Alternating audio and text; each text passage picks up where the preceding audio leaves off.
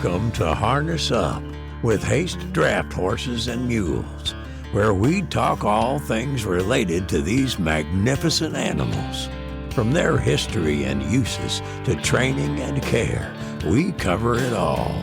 Join us as we chat with experts and enthusiasts in the field, share stories and tips, and explore the world of draft horses and mules.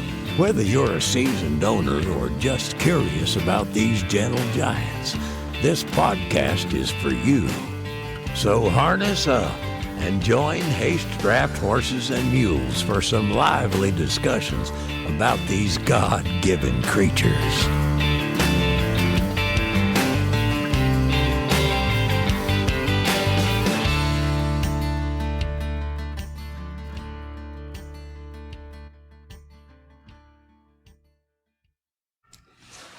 Good morning, folks. Stephen Haste here with Haste Draft Horses and Mules, Harness Up Podcast. Hope everybody's having a wonderful Monday morning this morning.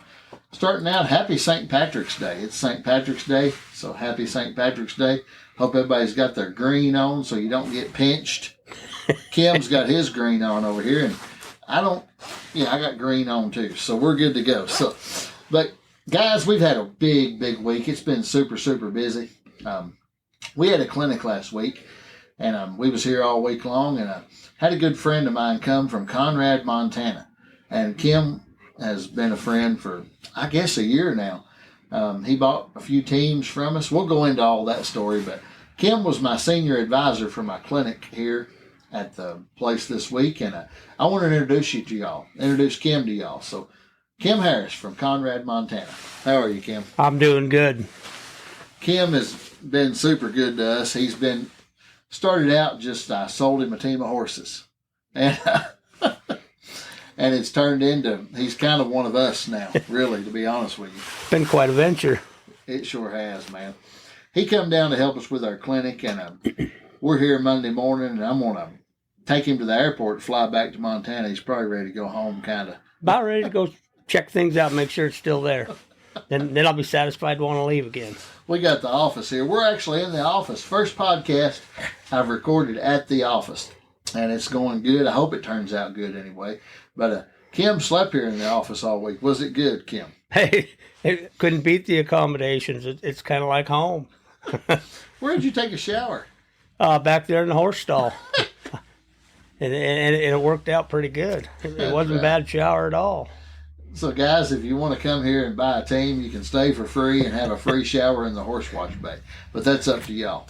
But Kim enjoys it, and it works out perfect, and we sure appreciate him. So, let's talk about Kim a little bit now. I can talk all day. I want to let him talk some. So, tell him a little bit about where you're from, Kim, and all that stuff. So, I'm from Conrad, Montana, born and raised there, never left. My granddad, when he was a baby, they homesteaded from Blue Earth, Minnesota, and he was just a baby and rode a wagon train all the way out there. And I mean, I can't even imagine back in them days, but it'd be pretty cool. So he went from Minnesota to Conrad, Montana. Yes, he did. Yeah, and his family, his dad, my great granddad, he took on a piece of land, homesteaded it, whatever, and that's where I grew up, was at that homestead. So that's pretty cool. Yeah. And you're doing something. Kim's been talking to me all week. We actually went to West Virginia together. The clinic was over Thursday, and then Friday we was all just hanging out, just chilling. All a bunch of people that was here from the clinic, and I had a call come in that wanted to buy a pair of horses and wanted to go to West Virginia, Williamsburg, West Virginia. Well, Kim's from the west side of the United States, the Rockies. And he'd never really seen the Appalachian Mountains.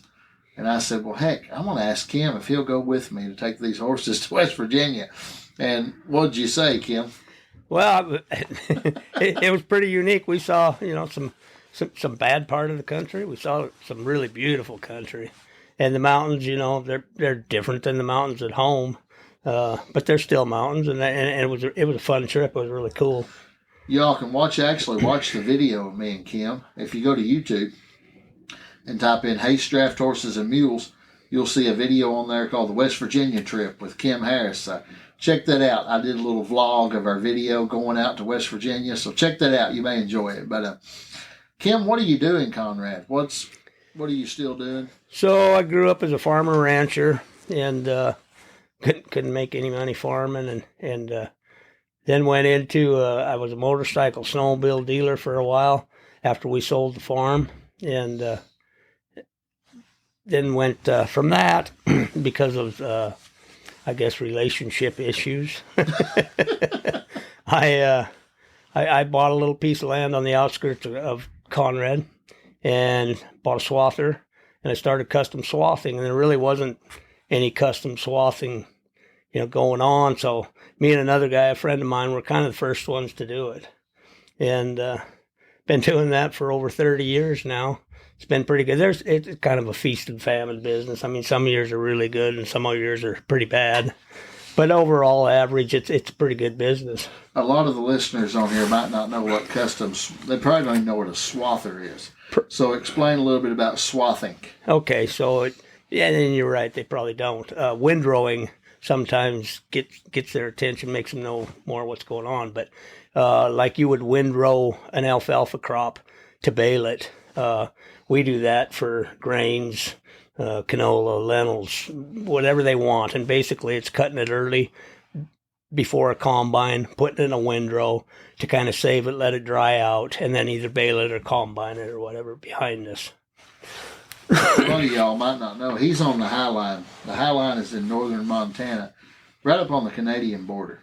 Yes, 60 miles from the Canadian border. And I went up there one time and sold a horse to a woman up there. She was actually at the clinic in Billings. Yep. You was there too. And I knew her and I recognized her and I said, "What are you doing here?" I sold her and her husband some cattle like 30 years ago. Wasn't that crazy? It was. I mean, it's a small world. You see people that you meet all the time. What was her name? Help me. Linda? No. I never can remember her first name. And the last name I should know, but I can't think of it right now at the moment. Well, shout out to you up on the High Line. You know who you are. She's like a middle-aged lady. Griffin. Yep. Griffin, yes. Her last name was Griffin. Griffin Farms. Yep. And this older lady, her husband has since then passed away. And she is still on the High Line. And that lady's running those farms still till this day, those ranches. Yep. And growing crops, and super good lady. I really enjoy her. She got a head full of knowledge about living up there and working on the High Line. I'll never forget the time I went up there. I went to her place. Donna Griffin. Donna Griffin. Shout out, Donna Griffin. We appreciate you. I went up there to deliver that horse I sold to her. I thought I was in the middle of nowhere. It was wild, man. Gravel roads and just wheat fields as far as I could see. It's kind of an acquired taste. Is it like that in Conrad? Yeah. In Conrad, you can look any direction. You look north, there's the Sweetgrass Hills. You look east, you got the Bear Paw Mountains. You look south, you got the Highland Mountains. And you look west, you got the Rocky Mountains. So you're sitting there on it's not totally flat, but it's virtually flat farm ground. Golden Triangle of Montana, best wheat producing country there is. And but you got mountains all the way around you. Easy access. I'm coming out there. Oh, yeah, you got to. I am. You got to come out. And me and you're going to run down coyotes. There you go. We're going to do that. He's been talking about running down coyotes, guys, all week. I guess we can go ahead and tell him, Kim. He's a trap maker. Kim makes Harris traps. If you go online, type in Harris traps, you'll find out all about it. Kind of tell them a little bit about your traps, Kim, what you do, and that kind of thing. So I've been a trapper. I probably started when I was in junior high or whatever, trapping beaver, muskrat, whatever. Been trapping. My favorite thing to trap is coyotes and wolves. They're the hardest to trap. It's the most challenging. And when I first started trapping wolves, they have a 3-week circle. And so they only come around once every 3 weeks. So if they come around and you don't catch them, you miss them, you got 3 weeks to wait till they come again. And so I would go check my traps, and there would be a wolf track there on the trap, and it didn't fire. And it was just frustrating because you got 3 more weeks to wait. And I said, there's got to be a better way to this. I mean, there's got to be something different. And so I scratched my head, and it took me 2.5 years. I was OCD over this trap, 24/7, couldn't do nothing else, couldn't sleep, nothing. And finally came up with this trap. Every trap on the market has a tip pan. You put a latch over the jaw, and you put the pan on it, and it's set. And or the pan latches over the trigger itself with no dog. And it's called a tip pan. If you have a tip pan trap, 40% of that trap is dead zone. In other words, an animal can step inside that trap, but he cannot set that trap off. So what I came up with was a pan that went straight up and down. And no matter where they step on inside the jaws, it fires the trap. So it opened up that whole, it's a whole new game. It's actually kind of ahead of itself, and there's a lot of people out there that haven't grasped what it is, but you can use a way smaller trap and trap the same animal because you've opened that up and you now have 100% of that area to catch that animal. And so that's how it led to what I've done with the trap. And it was mostly, like I said, to trap wolves. And then I took them out, put them on the market, and everybody's like, when are you going to build a coyote trap? And I said, I don't know. I said, I'd like to, if I can do it cost effective and make it work, I am going to build a coyote trap. Well, can't you just scale it down 30% or whatever? And I said, I don't know. I haven't tried yet, but, I'll have a trap here in a year or so. You can't just scale it down. It doesn't work out because part of it works out okay, but the other, like for instance, the trigger in relationship to the jaw, that doesn't just scale down and work. So it was like building a whole new trap again. And not only was I building a coyote trap, I was building 2 coyote traps at the same time. And so that was quite the process. And I look back now, the funnest process of the whole thing was that 24/7 OCD, designing and trying this, trying that. And when you finally get it, it's like, I compare it to riding bareback horses. A buddy of mine told me one time, when you get tapped off and you finally conquered the riding ability, the skill, or whatever, to ride that horse and be tapped off, so you're totally in time, so whatever, it's better than sex. And he was right. And that's kind of what building that trap felt like. I mean, finally got everything to work, everything to click, and it worked. And it was just like, wow. I mean, it was huge. I hear Harris, is it called Centerfire? Centerfire. Centerfire Traps. Yep. Yep, and I named it that because you got the pan in the middle, goes up and down. It's kind of like a Centerfire rifle cartridge.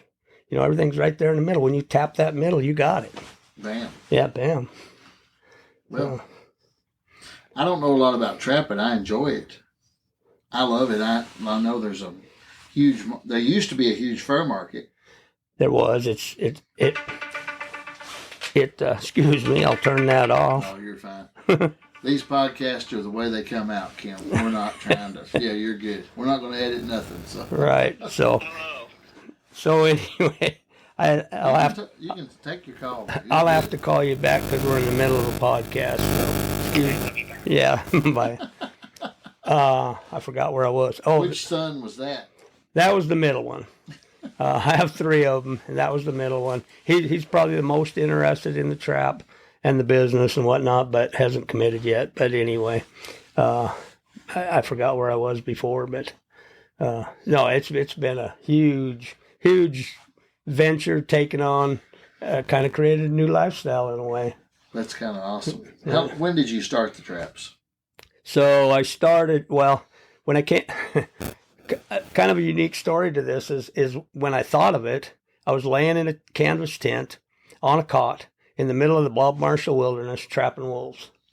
And I'd go check, and I'd have one of them where they stepped and it didn't fire and whatever. And I went back and I checked all the traps that day, and I went back and I laid down on the cot and I took a little nap. Thought I was taking a nap, resting, whatever. And all of a sudden it jumped in my head, and I was like, I know how to fix that. And so at that point, now I'm back there in the middle of nowhere, and all I want to do is get home and start this project, start going on this. And so when I got home, which was the winter of, actually I should say the spring of 2016. Okay. And so it took me till 2018, a little over middle of 2018, to get to where I had a product that I could sell. And I went to a rendezvous. I had 13 wolf traps. Went to a rendezvous, and I was sitting at a table, and there was a guy there. He had trapped wolves in Russia. I can't even remember where all, but worldwide trapped wolves and tigers.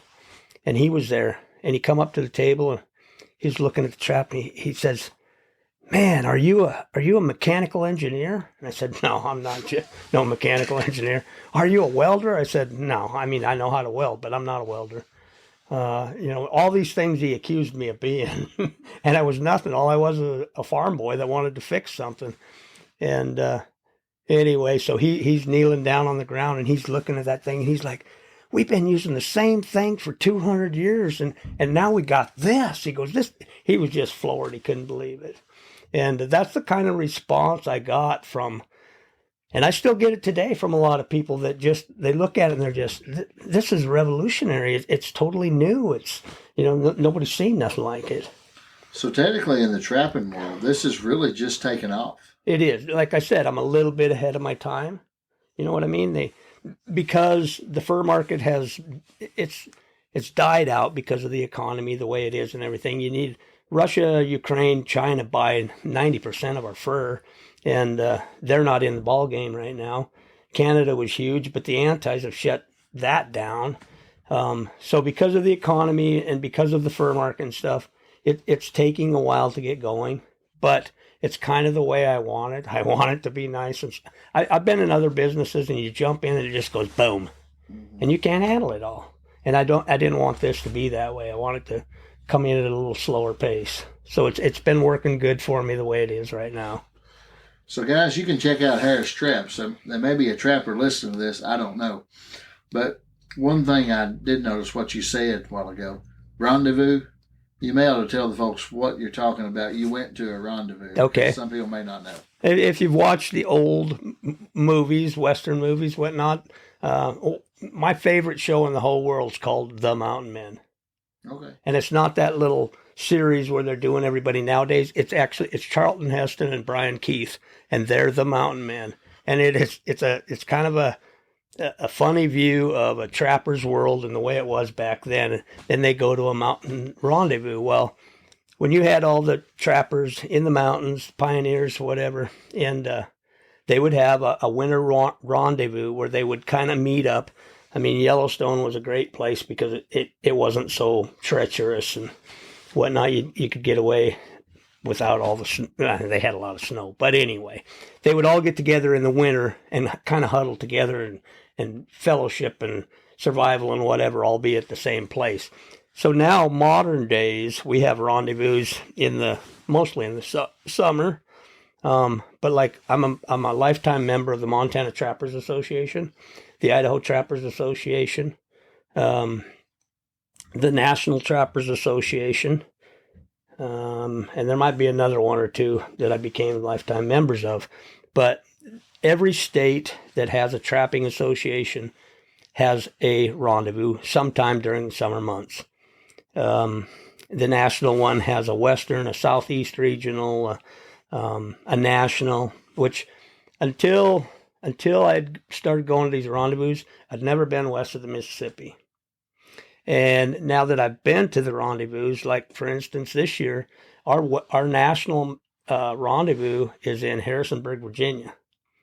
And last year when it was in Sioux Falls, South Dakota, and they asked me if I was going to go to that one, and I said, I'm not pulling my trailer and going that far, clear over there.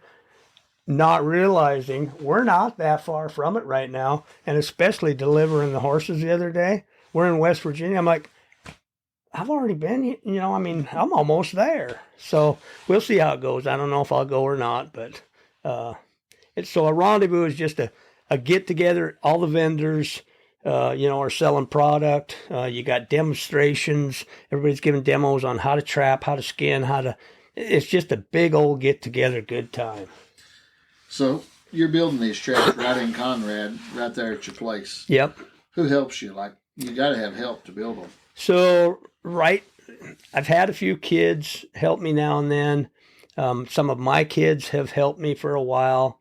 The main thing everybody kind of gets is it's repetition, monotonous, kind of like working at a Ford factory and you put in headlights all day. It's kind of the way it is putting a trap together. But my cousin, Dwayne, he's a year older than me. He was a welder by trade, and had kind of retired. Mm-hmm. He was done. He was, whatever. And he didn't live in Conrad for quite a few years. And all of a sudden he called me one day and he says, "Hey," he says, "tell me what's going on with these traps. How's this work?" So I'm telling him and stuff. And he says, "Well, you need a welder?" And I said, "Yeah." I said, "I kind of do." I said, "I'm doing all the work myself." I said, "I'm getting older. I can't see very well.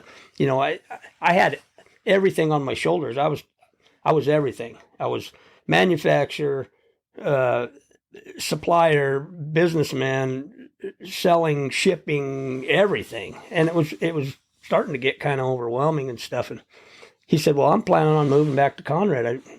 Maybe I need a job." I said, "Yeah, you might." So I moved to Conrad. He took a look at everything. He's like, "I can do that." I said, "I know you can." So he's been my main welder, even though he takes off and goes to the Philippines for the winter. And does his thing and whatever, and he comes back in the spring, and then him and I build traps frantically for the spring and the summer and into fall and whatever it takes. In the middle of swathing, too. In the middle of swathing, and my oldest son has mostly taken over that. I do a little bit nowadays, but that's a full-time chore because you're gone from home 24/7. Swathing is basically 3 months out of the year to make your income. You live in a pickup, you're never home. And that was probably a little strenuous on part of my relationships too. But anyway, he's taking that on right now, and he does a hell of a good job. And it's kind of, there's a plateful come summer. Y'all call trucks out west pickups. Yes, we do. Yes. Around here, you're in They're Kentucky all trucks. Now. It's a truck. They are. If you go to Billings, Montana, it's trucks. I mean, nobody talks trucks except old farm-raised kids. And then you all refer to an everyday driving truck as a pickup. Right. Yep. So I guess that's the difference in the Northwest and that's the difference Southeast. Yeah. But Dwayne, shout out to you. I don't know if you're going to watch this or not, but we miss you. Wish you could have been here this week. Dwayne was here in October for our get-together with Kim. And we got to meet Dwayne. He's in the Philippines right now. And I don't think he even knows that this clinic went on. But when he gets home and he watches the videos and whatever, and I'll make sure and rub it in at how much he missed. He's coming in October, hopefully. And hopefully he's coming back, yeah. Yeah, he's a super good guy. We had a blast. He had an adventure here in October. Yeah, we did. Kim started here. First time he ever come here, and wrecked his truck in Mount Vernon, Illinois, was it? Mount Vernon, yeah. So Dwayne and I brought my granddad's wagon down to Hansen Wagon Wheel in South Dakota. Dropped it off. I'd visited with Doug beforehand, and had made a plan. And so we were going to drop this wagon off at Doug's place. He's going to refurbish it for us. And then we took off and we headed down here, and we made it to Mount Vernon, and a semi in front of us all of a sudden locks up his brakes, skidding down the highway. And we did the same, and I turned and I was headed for the ditch, going to get around him and stuff. Well, he had the same plan. And so he went down in the ditch, and we went down in the ditch and plowed right into the back of him. And yeah, it wasn't real good. Totaled the pickup. It didn't hurt the trailer, thank goodness. That was my ex-wife's trailer that I'd borrowed from her, and didn't hurt it, but it totaled the pickup. And shout out to Alan Oberholzer down here on the creek. He come got you. He did. I called Steven and I said, "Hey, we just got in a wreck." And I said, "I don't know how we're going to get there or how things are going to work out." And he says, I got a good friend. He says, "He'll come get you." I said, "Well, tell him bring a stub nose for that trailer. It's the only thing it needs, and we'll pull the trailer down." And he come and got us. It was about a 5-hour ride. And Yeah, super people. I mean, I'm telling you what, everything that I've ever needed, wanted, whatever, when I'm here. Steven's taking me to the airport this afternoon because I fly out of Nashville. They came and got me in Nashville and brought me over here. It's unreal, the hospitality they got and friendships, and it's wonderful. That's one thing you'll find here in this country. We take care of each other. It seems like it. Yep. I mean, everybody I meet here and stuff, Henry and the whole. Yeah, I believe it. It's a tight knit group of people that absolutely enjoy each other. So it is. We're tight knit, and the people that come in for us, we're tight knit with them too. Yep. We'll take care of you. You know that. I've been shown that many a time.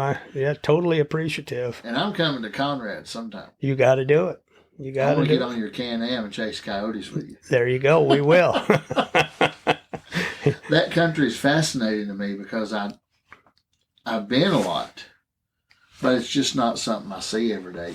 No, it's just like this. I mean, this is nice country too, but you don't do the same things here that we do at home. I mean, but it's every podcast I do. It's somebody from way away, and we're here. The differences is unreal. It is. The way of life. But yet human life and human friend, all your aspects of life, everything out there might be different, but it's all the same in here, you know what I mean? That's right, yep. So, it's all the same, just different places. Right, yep. You talked about Granddad's Wagon. Yep. Hansen. Yep. Explain to him a little bit what you got going on with this project. Okay. So I've saved my granddad's wagon since I was a kid. It always sat in the barn, and I asked my dad or mom or whatever way back when. I said, what is this? Oh, Grandpa used to haul grain to town in that thing, and that was just something. So let me back up just a hair. When I was a little kid, and I used to watch Bonanza. One day I'm watching an old hoss. He pulls up on a team with a buckboard, blue Roan team. Oh man, someday I'm gonna have one of them. And then, so then along came Grandpa's wagon, and I heard the story. I got an 80-year-old uncle at home that used to work for my granddad. And he told me the story one time, the first time. And he said, I used to work for your granddad. He said, one day he come home. He had the newest, neatest, coolest wagon you ever saw.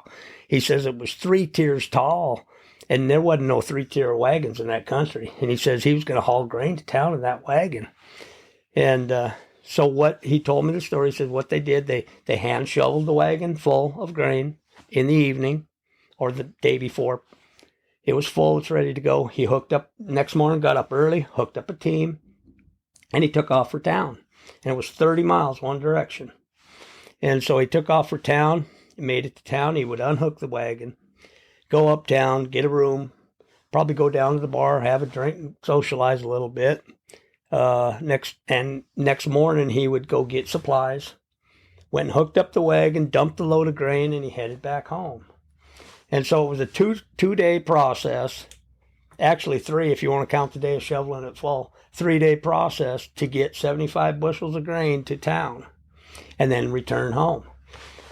And I told my mom one day, I said, I'm going to get a team of horses like Hoss had, and I'm going to pull Granddad's wagon to town full of grain so that I can sell it for less than he did.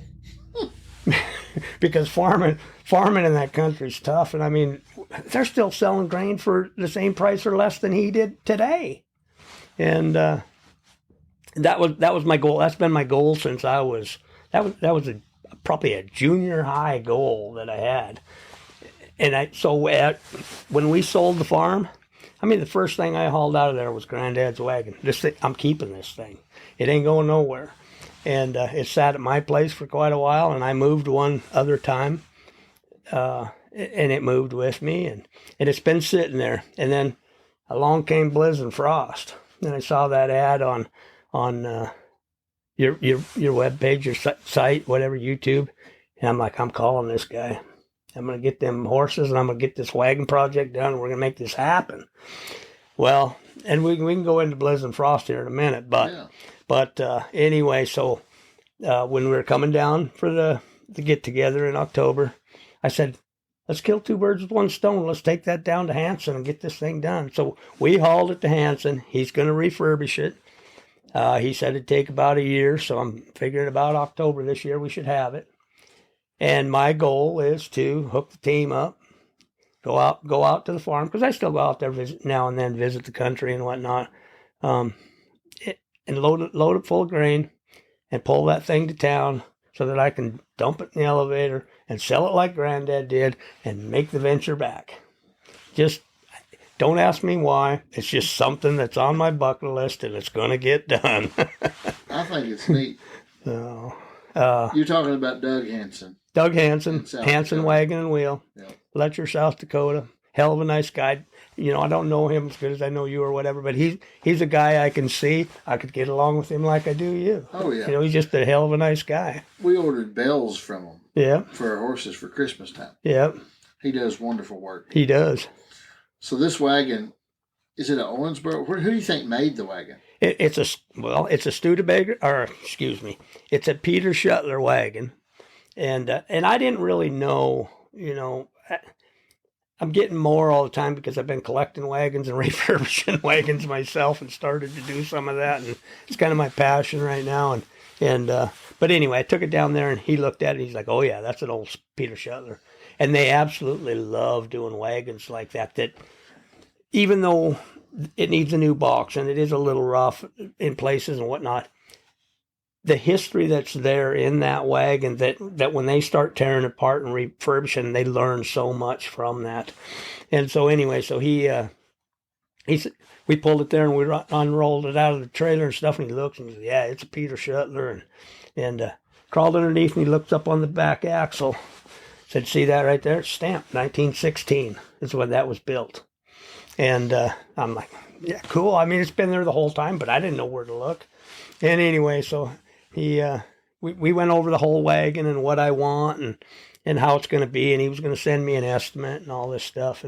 And yeah, I've seen pictures of other wagons that they've done, how they come out, and, you know, we sat down at his computer and looked at different pictures, and I said, that's what I want right there. I want that thing to look like that.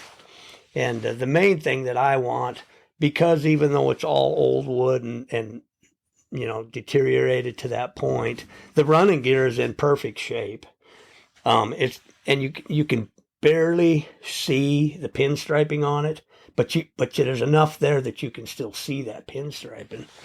And I told him, I said, I want it to look old and antique, but I want that pinstriping to be visible, and I want it to stay there for a while, because that wagon is probably going to go to one of my grandchildren, you know, and I want them to be able to look at that and go, wow, that was, you know, 4 generations ago, and Grandpa redid it, and actually it'd be 5 generations, and Grandpa redid it, and yet look what we got. And who knows what it'll be like back then. It might be a piece sitting in the corner of a lot somewhere at their house or whatever. Or my one little grandson is so cowboy and so into it that he may have a team pulling that thing around. I don't know. But it's cool, and it's going to be really, when he gets done with it, it's going to be awesome. It's what it's all about. It's what it's all about. Yeah. A lot of people don't know, but those old wagons and horses built America. Yes. That's what built America. It did. I mean, just like I said, my great-granddad was in Blue Earth. I don't know how he got to Blue Earth, Minnesota. But I know and Dwayne and I, when we were coming down here in October, we're driving along, and it never even crossed my mind or nothing, but we're driving along, and all of a sudden, here's this big stone thing, Blue Earth, Minnesota. Welcome to Blue Earth, Minnesota. I said, that's where Granddad came from. I looked at Dwayne. He said, we need to stop and take a picture. Well, we'd already passed it. We figured we were going home the same way, but we took a different route, so we didn't get our picture. But we went right past Blue Earth, Minnesota. I said, can you imagine driving a team, riding in a wagon from here to Conrad?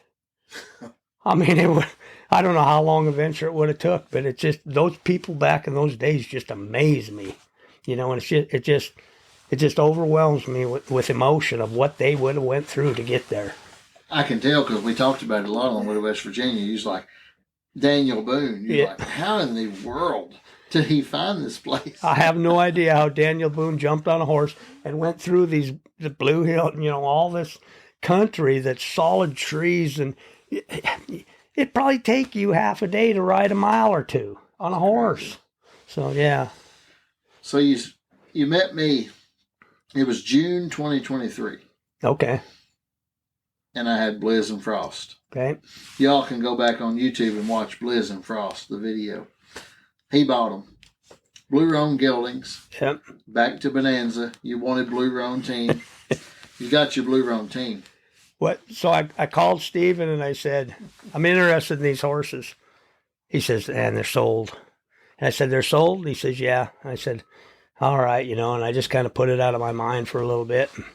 Next morning he calls and he says, hey, he says, if you want them blue Roans, he says, they're available. The guy can't do it. He's not going to, he backed out. And I said, really? And he says, yeah. And I said, okay. I said, I don't know what I said exactly, but anyway, we struck a deal and whatever. And I said, if you deliver them to Laurel, Montana, well, he was going to Laurel anyway. I said, if you deliver them to Billings, to Laurel, I said, they're sold. And he said, well, I got a full trailer load, but I'll see what I can do. I'll call you back in 2 hours. He called me back in 2 hours. He says, I got room. And I said, bring them on. I'm ready. And so that's when I actually first met Steven. I talked to him on the phone, but hadn't met him, didn't know what he looked like, damn thing. And pulled up there, Steven, and I'm expecting Henry because I watched the video. Yeah. And Henry's on the video, and Steven walked out of the house, and he come walking up, and I said, hello, Steven here. And he says, well, I'm Steven. I said, really? I said, I kind of had the other guy pictured. He goes, no, that's my helper. That's Henry. And so as we were walking down to pick up, the horses were in a lot down there, and Steven and I are walking down to it, and we're talking a little bit about it. And I said, the only thing I wish is that they were mares. And he said, well, I could sell you their mothers. And I said, no, I don't want their mothers. I want the crossbred, I want the whatever. And I said, I'll be happy with the geldings. Well, shall we keep going on with the horse story? How it all ended up? Well, there's one horse story in between the horse story. This is a long story, guys, but I never listened to a podcast, so I guess you can listen. But there was a team of Suffolk quarter horse Persian crosses. Yeah. And I knew of them for a long time and really wanted them, and I got a chance to buy them. And I brought them here and videoed them and sold them to a couple in Pony, Montana. Shout out to Dixie and Mike and Dixie Myrie. Yep. From Pony, Montana. These folks are in their 80s, and they wanted a team to drive through Pony, Montana one more time. Drive the team through Pony. So they bought the team from me. Super good team, Duke and Duchess. And, yeah, but they bought them. And they was out there. They drove them one time through the town, and evidently Mike was not in too good a shape. Yeah, his health wasn't that good. COVID got a hold of him. So they needed to sell those horses. Well, she called me and said, can you put it on a live feed or something that we want to sell these horses? Well, I did. Well, who was on the live feed? This guy. He listened and he called me and said, man, I'd like to get those horses. So it kind of happened. Yeah. So I went home with Blizz and Frost. And thoroughly enjoyed. I mean, they were everything, if not more, than what you guys represented them as. And my good buddy Lance, that you've now talked to on the phone a couple times. Yeah. Anyway, he come in and I said, you need to come drive this team with me and whatnot. He come in and he's like, wow, he was thoroughly impressed. And anyway, so back to I'm watching Steven's videos and stuff, and all of a sudden Duke and Duchess pop up, and I said, man, if I hadn't bought them blue boys, I said, that's what I'd bought right there. And so it wasn't very, I called Steven and I said, because I thought maybe Lance wanted them, because he's kind of a Suffolk guy and whatever. And, I asked Steven about them. He says, they're sold. They went to Utah. And I'm like, oh, okay, out of sight, out of mind. And it was probably, I'm going to say a good maybe week, 2 weeks later, all of a sudden Steven calls me and he says, them them Suffolks? And I said, yeah. He says, they're available. Well, you said they went to Utah, but it was Pony, Montana. Well, I think the guys from Utah backed out, and then Dixie called and got them. But I don't know how that's right. The guy from Utah paid for them and wanted to resell them. That happens sometimes. People buy them and they want to resell them. Yeah. So that team, we had them here. The guy from Utah paid for them, wanted to resell them. So I sold them to Mike and Dixie. Yeah. Sent the guy from Utah his money back. Yeah. And now Mike and Dixie wants to resell them. Right. And so Stephen calls and he says, hey, the Suffolks are available. And I said, well, yeah, you got shipping involved and everything else. And he said, they're in Pony, Montana. And I said, really? And he gave me Dixie and Mike's number and stuff, and I called him. And I had a discussion with Dixie, and I said, I just bought this other team. I said, if you're looking to turn them overnight, I said, I'm not your guy. I said, but if you're patient, have a little bit of patience and stuff, I said, I'm your guy. I'll take them. I said, I'm thoroughly impressed with them. And she told me she said Mike had COVID and he's got on oxygen and his heart's not bad and he can't take care of him, this and that. We got to sell him. And so anyway, we struck up a deal, and I kind of needed a little more patience than what she had, but anyway, we got it done. And anyway, I come home with Duke and Duchess, and again I called Lance. I'm like, you need to come drive this team. And so he come in and he drove them both. And in fact, at our hometown function last year, Lance drove that team in our parade, and I drove the Blues. And I think he realizes what they are. I mean, they're good, they're broke, they're what you guys represented, and they're both damn good teams. Well, so on we go here. Now I got two teams and doing a little bit here and there and working both teams and trying to keep them both going and stuff. And the guy, when I bought Blizz and Frost, the guy that backed out, I guess it was a day or two after I'd spoken for him, he got a hold of Steven, and he'd now got everything put together and he's ready to do it. And so he came down to Kentucky and bought a team of blue mares from you. Mr. Stephen Lord, shout out to you, Stephen Lord. Yes, a big shout out on my part. A big shout out to you too. And anyway, so Stephen calls me up one day and he says, them blue mares that you were talking about? Yeah. He says, Stephen Lord bought that. And I'd seen a little clip. Stephen did a testimonial, so I knew he had them. And but anyway, Stephen calls and he says, them blue mares are available. There's issues have come up and stuff, and he wants to get rid of them. They're available. And I kind of just started laughing, I said, man, you've already tapped me out. I said, I'm not really in this game. But I wanted them mares so bad. I really did. And I went and looked at them, and I made a deal with Stephen. I thought I did, and I didn't have the money to pay for them right then. I had to work some things out and get spring to get here, summer get here, start swathing, make some money, do whatever. And every time I talked to him, it sounded like he was going to sell them to me. But then I'd talk to you, and he says, well, I think he already sold them and this and that and whatever. I was getting a little nervous and fidgety, because I really wanted them mares. And anyway, it finally happened. We got to swathing. I had the money. I called Stephen Lord. I said, I'm coming to get him. And I mean, he was bawling when I pulled out of there. He didn't want to see them horses go, and he's petting them, and he was bawling. And I said, Stephen, they're 2 hours away. If you want to come and drive them, if you want to come and look at them, you want to see how they're doing, whatever it takes. If you want to, come on. And I've not heard back from him yet. Life moves on. I don't know what he's even doing, but Stephen Lord, you're still welcome to come and drive them, come and see him, do whatever you want to do. Well, I heard he's moved down to Anaconda or somewhere. He may have. He lives in an RV. Okay. His dog's name is Henry. Okay. Well, that was kind of funny that he's got a dog named Henry, and Henry.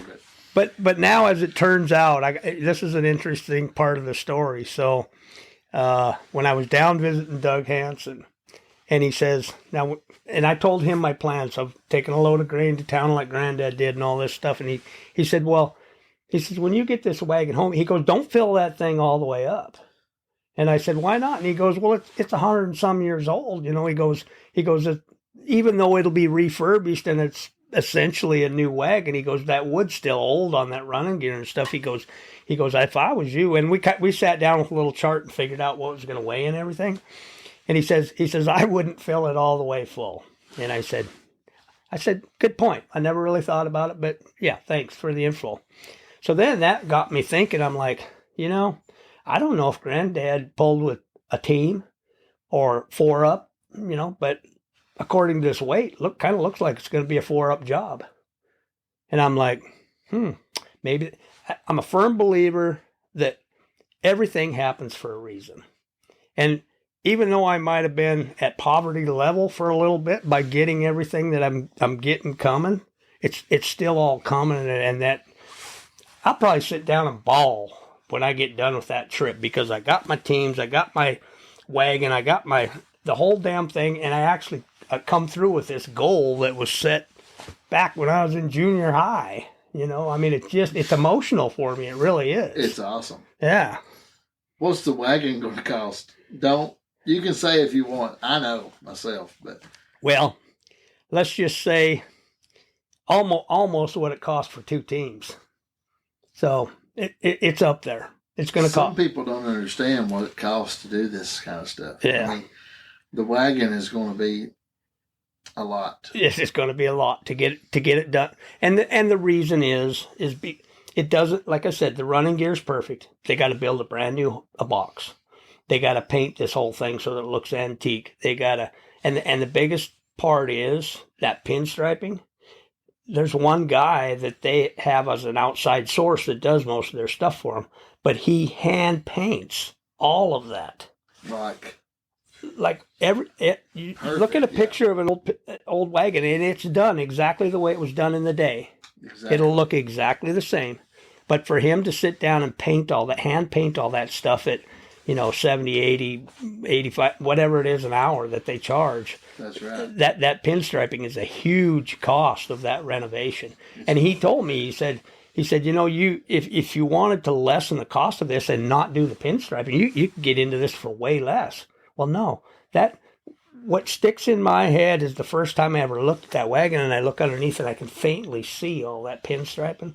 That's what, to get that back to that stage that I can see that, and it might be a part of, you know, you might call it stupidity to spend, but that's what I want, and to pay what I want, get what I want. That's where I'm at. And it's going to be iron wheels. Oh, it's got wooden wheels with iron tires. Yeah. He'll redo all the wheels and everything. So the only thing that they need to shrink the tires, and other than that, there was one spoke and one part of webbing on one wheel. But most of them wheels are good. They don't have to do a whole lot to the wheels.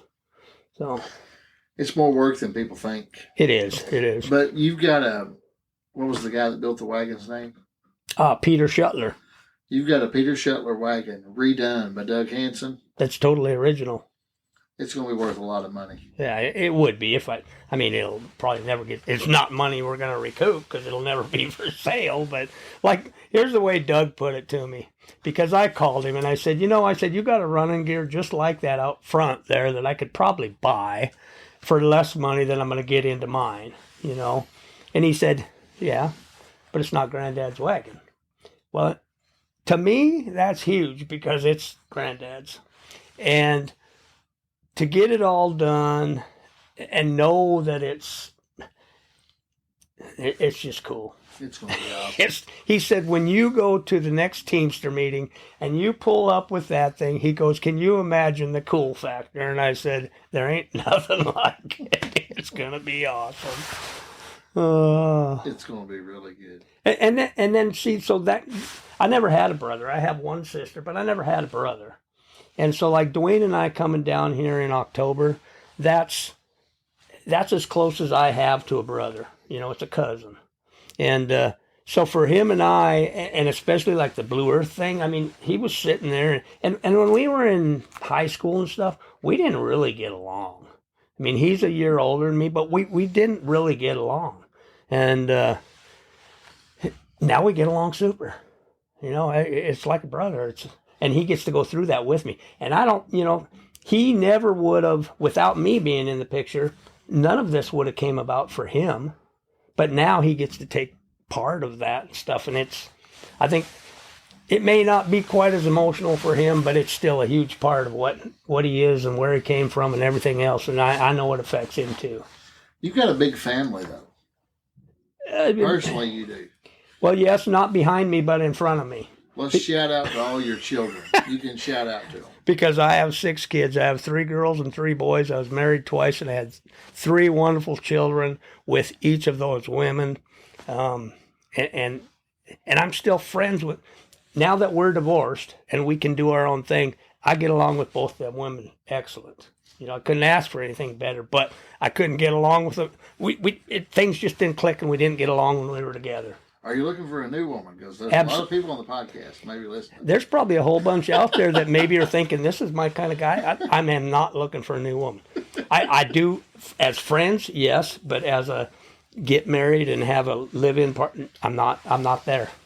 You love that little place in Conrad. I love my little corner of the world, and I relate it to, I got a lot of Norwegian in me, and I'm a stubborn goose, and I'm 64 years old. You're not changing me. So, yeah. Well, give all your kids' names and shout out to them if you want to. So I'll start at the oldest and go to youngest. And I got Jerica Ryan, who just gave me my 4th grandchild in August. Absolutely gorgeous little girl. And from there you go to Jaylene, who is a vet. She's been working at schooling since the day she graduated high school. I think it's like 11 years she's been going to vet school. Golly. But she's, she had to go to Vegas and take a test a couple weeks ago. When she passes that, she's already got a job. She will be an X-ray technician in the vet world. So she's secured everything. That's awesome. She's just a super smart girl that had high goals, and it's taken her a while, but she got there. Then you go to my oldest son, who's Colt. He's got 3 wonderful grandchildren. He's married to a woman that's got 3 kids of her own. So I got 3 grandchildren, or 3 step grandchildren is what I want to say. They're all super. Colt is the one that runs has basically taken over the swather business. Then you jump into the other family, and I got Kinsey, who's the oldest daughter of those 3, but my youngest daughter. And she just had a grandson in November. Another, beautiful, beautiful baby. I mean, wow. Anyway, then you go to McClay. He's my second boy. He's, I don't know, he's the brains of the family, I think. He's just unequivocally so smart that he can't hardly stand it. And it's hard to keep him busy and keep him focused and whatever. But he's now going to school in Bozeman to be I think he's first going to be an RN, but he'll probably end up being some sort of doctor in the end. And then you've got Taven, my youngest, who just gave me a granddaughter in September. Absolutely gorgeous granddaughter. I mean, grandchildren are the best. And how many grandchildren total do you have? So if you count the stepchildren, you got to count them as well. So, and I forgot to mention that Jerica, the oldest one, she's got 2 step boys and one of her own now. Jaylene hasn't had time to find the right person to settle down yet. She doesn't have any children. She's single and whatever, but she's absolute beautiful person. And then you go to, okay, so I'm at 3. Colt's got 6. So that jumps me up to 9. He's got 3 step and 3 reel. Jumps me up to 9. And then Kinsey has 1. That's 10. Clay doesn't have any, and Taven's got 1, so 11. So I'm at 11 grandchildren. You got 6 kids, 11 grandkids. There you go. Yeah. And 2 ex-wives. Yeah. That you still have to congregate with. Right. And prior to that, my mom wanted 6 children, and she only had 2. She had me and a sister. And so there's only 2 of you. There's only 2 of us. Is your sister still alive? Yep. Where's she at? She's in Conrad. her and her husband, and they have 3 kids, and they have, let's see, 3, 5. They got 6 grandchildren, I think. But both of your parents are gone. Both. No, my mom's still alive. Your mom's still alive? My mom's still alive. She's got dementia really bad, and she's in a home, and she's just February 25th. She just turned 84. So you go see her at the home then? Yeah, it's kind of hard because she doesn't. She's to the point where she doesn't even know who we are. And it really, I don't go visit her very much because it's just hard on me. Heartbreaking. Yeah, it's heartbreaking. Yeah. It's so sad when people have to go that way. And dementia is about as bad as cancer. Yeah, I would rather, have a good mind and a weak body, and you just wake up dead someday. But I don't know. Yeah, it's pretty hard on her. But my dad died back in 2010, so yep. So your family's all Conrad all the way. Pretty much. Okay, really. And so back to Dwayne for a little tiny bit. He had 5 brothers and sisters, and they traveled all around. He never really was in Conrad, except for now and then. He had little blips being in Conrad. But yeah, everybody says, well, are you related to the Harrises here or there or wherever? The only relatives that I know that have the Harris name, my dad had a brother. He had 2 sons that moved to California.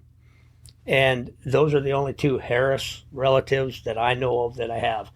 One of them had 1 son, and the other one never had any children. So people ask me why I had 6 children. I said, somebody's got to carry on the Harris name. And I, just as a joke, we have a lot of Hutterite colonies in our place around us, and I always told them because I was starting my own colony. There's a lot of Harrises around here. There's some Harrises, Pulaski County and around Kentucky here.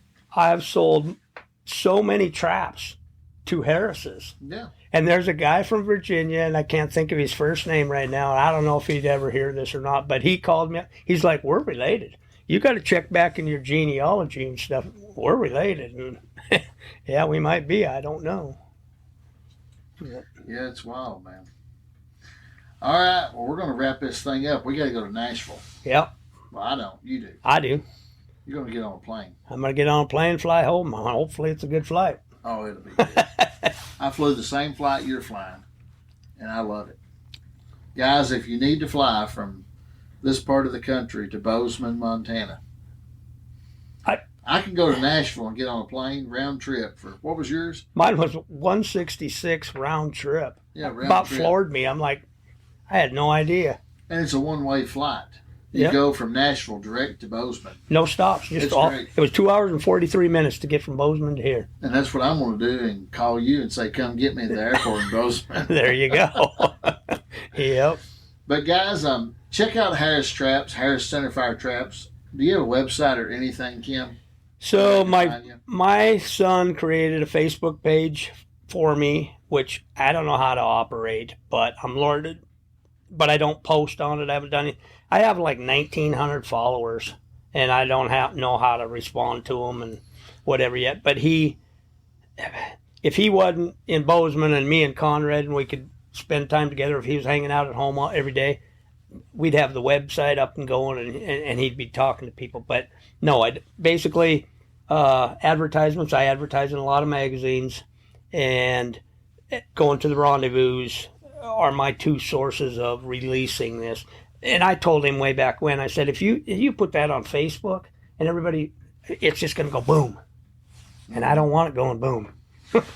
Well, how does somebody contact you if they want to buy traps? So get a hold of one of your trapping magazines, find my ad in there, and call me by phone, or you can email me. But the best, just call me. What, you want to give that on here? Sure. It's 406-450-5961. And what's your email? My email is Harris NDZ Traps, and that stands for No Dead Zone. Harris NDZ Traps @gmail.com. So there you go. You've got a way to get a hold of him if you want to buy traps.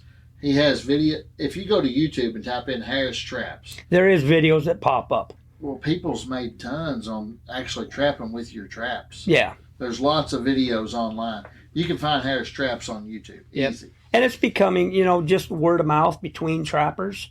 It's because, I get guys that call, and it because of the design of it and stuff, and being new like that, you really don't get the concept of it till you get to put your hands on it. And I'll have guys, can I order one trap? Yeah, you can order one trap. You can order 6. You can order a dozen. You can order 20 dozen. Whatever you want, you can order.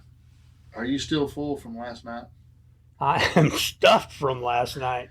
Me and Kim went to Longhorn Steakhouse in Somerset, Kentucky. Shout out to Longhorn Steakhouse in Somerset, Kentucky. We had the best meal. Yep. I think we could ever have. Yep. Steak and potatoes and onions and stuffed mushrooms and yeah. But, Stephen walked in this morning and he said, "How are you?" And I said, "I'm still full." But now we're going to go do something different.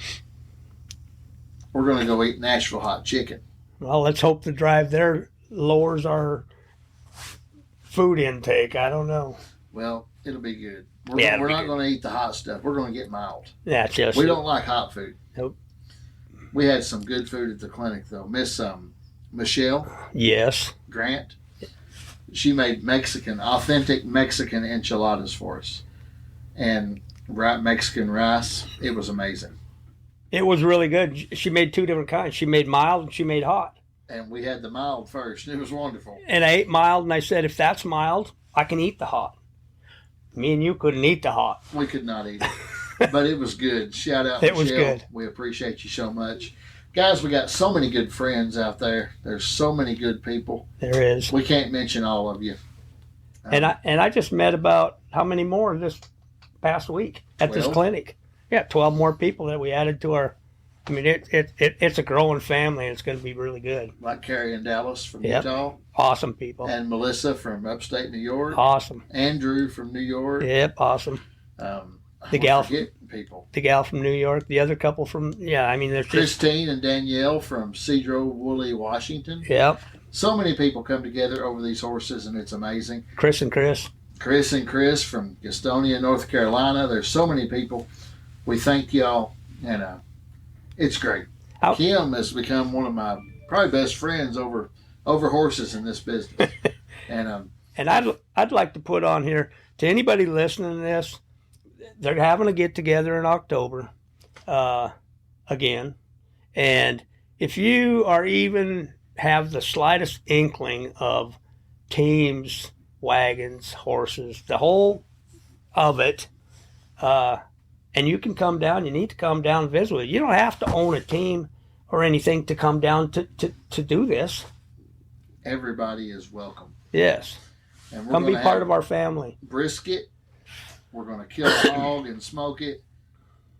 Henry makes a good brisket. Yes, he does. It's unbelievable. It's good. Guys, we appreciate each and every one of y'all. Check out Harris Traps. Check him out on it. He'll give you the phone number. I'll put it in the description.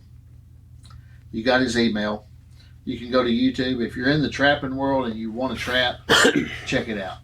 Also, check out Haste Draft Horses and Mules. Yep. And Harness Up is our podcast. Y'all are listening now. If you're new here, we really, really appreciate you. Check us out on YouTube. Go over to the YouTube channel, Haste Draft Horses and Mules on YouTube. Subscribe if you like what we're doing. We'd sure appreciate you. We're on Facebook. We're on Instagram. We're on TikTok. We're on X. We're all across the board on all social media platforms. We'd love to have you. And guys, until the next one, there's going to be some more podcasts coming soon. We had a little gap there, but I got Kim now on the podcast. We're going to have some more coming. A lot of stuff happening this year. It's going to be a huge year, and we want you here with us. So sometimes it takes a little while to get a podcast put together. Because the first time we met, you said, we're going to do a podcast. And it took till now to get it done, but we got it done. Year and a half, and we got a good one. I've really enjoyed this. I've enjoyed this. I've enjoyed it too. I didn't think I would, but I have. Y'all shout out. If you need anything, holler at us. We're here to help you. We have teams for sale, single horses, driving horses, harness, wagons, anything you need, we got it right here. Check us out on the World Wide Web at www.drafthorsesandsmulesforsale.com. You got to spell out the and. So www.drafthorsesandsmulesforsale.com. Follow us on social media. Subscribe on YouTube. If you need anything, give me a call. You can call me straight, 606-303-5669. We're here to help you. We want your business. And if you're out listening and you don't ever plan to buy a draft horse or mule, you don't never plan to buy anything, we want you here too. Yeah. We appreciate your support. You supporters out there mean so much, just as much as the people that's buying. Your support, your liking, your comment means the world to us, and we appreciate you. Come in October. It's going to be October 23rd, 24th, 25th, and 26th here at 1271 Halen Young Road, Liberty, Kentucky. Everybody's welcome. It's going to be a huge get-together of nothing but riding wagons and having a great time. Everybody's welcome. And not everybody may know what a great singer and that you used to play in a band and all that stuff. And Stephen's going to try and get the band together. I'd like to. Yeah, fun. Yeah. He's going to be the entertainment. If you like bluegrass music, banjo, mandolin, fiddle, guitar, sing some. We got a little taste of that music. the other night, and it was awesome. Yeah, I enjoy playing the mandolin and singing. I really do. Yeah. Banjo, guitar, and we'll have good fellowship. And if you want to meet some of the best friends you ever had in your life, come to that get together. I say, come and meet some. Join our community. Join our family. Subscribe to YouTube now and join. You can subscribe to YouTube now and start following along, commenting, and build up to October. It's going to be a great time. So, Kim, I appreciate you. I appreciate you too. Thank you. This has been wonderful, even though I didn't think it was going to be, but it turned out good. It's going to be great. I'm just not an in front of the people type kind of person, but it worked out. There's nobody here but me and you. Well, Herschel's looking at us over there with that chuck wagon. There's a whole great big audience out there. Just know you got a home right here in this office anytime. I appreciate it, and it's more than accommodating. I thoroughly enjoy it. So. But guys, we're going to round this up. We could probably talk another hour, but we got to get him to his plane because he don't want to be late to his flight. So, but thank y'all. God bless you, and until the next one, keep harnessing up your team, and we'll see you soon. Bye-bye. Bye-bye.